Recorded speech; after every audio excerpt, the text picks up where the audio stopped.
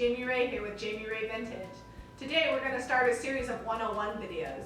Today's video is on spraying, so I brought my handy dandy sprayer, my husband Zeb. He's the man behind the camera, the guy with the spray gun who's always fixing everything, and he knows way more about this than I do. Can you tell me about spraying? Yeah, so when you're spraying paint, especially chalk paint, first part, more important than the sprayer itself, is to actually strain the paint. So I'm going to get that started right now, and then while we're waiting for it to strain down through my strainer here, we're going to go over some of the things that we've got on the spray gun. Is there a special kind of strainer that you need to use? No, just any old colander or strainer you can get anywhere that sells kitchen supplies will have it. I think this one's a little abused. This one is old, it's been around a while, that's why I chose it, because I didn't care if it got paint on it. I guess I'm not going to make any more jam with it. No jam. So most of our paint is out. If you want, once it drains down through, I like to just set this here and let it sit for a little longer and get every last drop. But I'm going to set it over here for now. So while we're waiting on that to strain, the air gun, there's a few parts on it. I'll just take it apart real quick so that you can see. Obviously the outside, I don't care that much about cleaning it. But inside here, if you screw this off, there is a little filter, and that's your secondary filter if you don't get all of the big particles in your strainer here, if they don't dissolve when you mix it up, when you water it down. And that is important to keep clean. You're going to want to remove that after every time when you clean it. And then we just put that back in, screw this back on top. There's also another important component. There's a little breather valve right up top here. It just pops off the top of this model. This is our Harbor Freight special, it's $15. I don't really care if it gets broken because that's not very expensive, but if you clean it, it'll last you a long time. We probably spray 2 to 3 gallons of paint and sealer through this every week.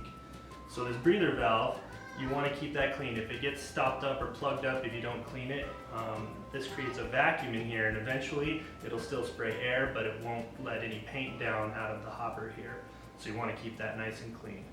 Another component, this is your on-the-gun pressure setting. You can adjust that to control how much air comes into the gun itself. If you want to spray something real fine, you're going to turn that air up. If you want a high flow but you don't want it to splatter as much, you turn the air down. And then this here controls how much paint is let into the airstream. You just screw this out and in, and depending on how much you want, and that controls your trigger pull. And then this controls the angle of your spray. Why would you want to control how much spray paint is going through? Well, if you get too much, especially if you're painting vertical like a door or something, or the side of a cabinet or a dresser, it'll start to run if you get too much on in one coat. So it's going to get drippy. It is. No drippies! So right here you just adjust this, and this is wide angle. If it's all the way turned forward, it'll spray really wide and it'll have a big mist.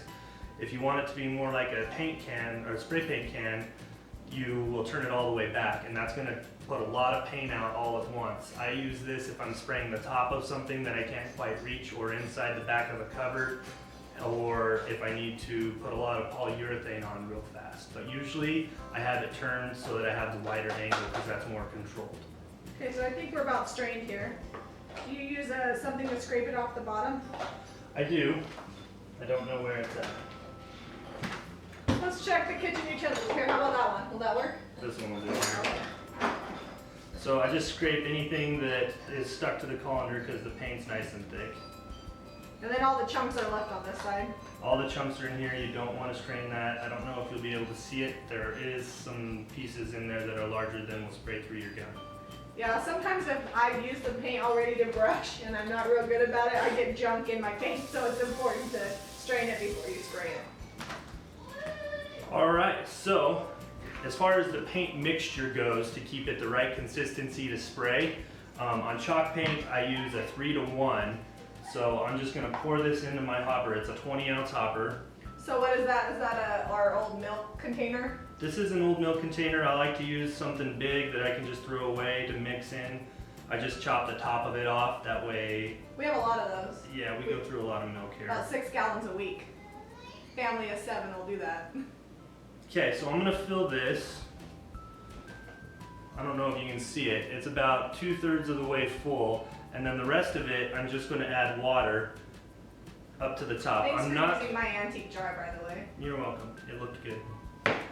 So I'm just gonna put the lid back on, and then I'm gonna put my finger. Oh, dripping a little.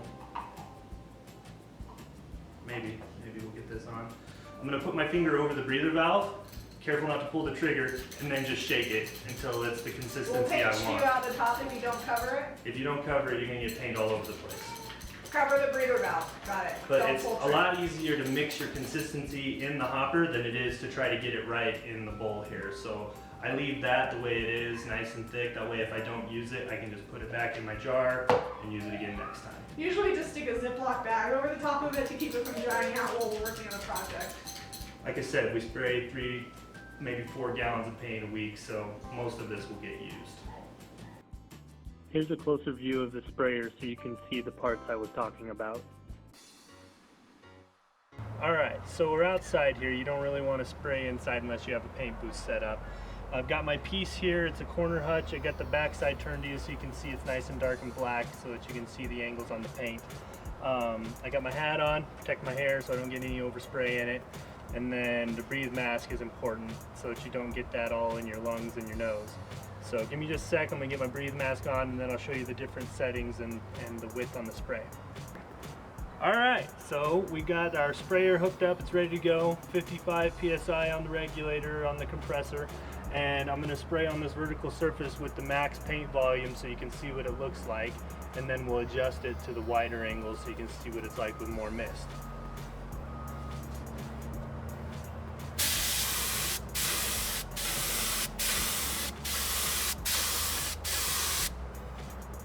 So as you can see, that puts a ton of paint out all at once. The danger to this is that if you get too much, it's gonna run, and we don't want drips and runs on there. It's real hard to fix. You gotta sand your piece back down. So what I like to do, I adjust it to about, I'd say a half a turn, and then about 6 to 8 inches away. And that's gonna give you a finer mist.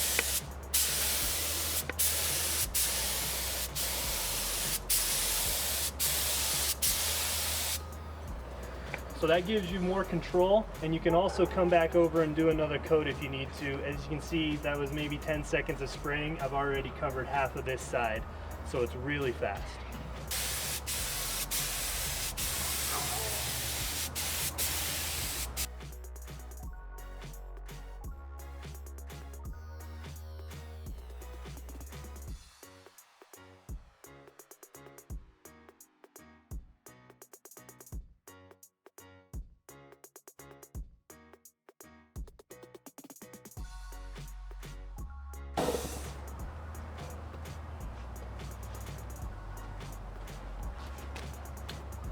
Okay, so that's one coat on there. You'll notice it covered pretty well. I'll probably have to do a little bit of touch up on it to get it completely covered.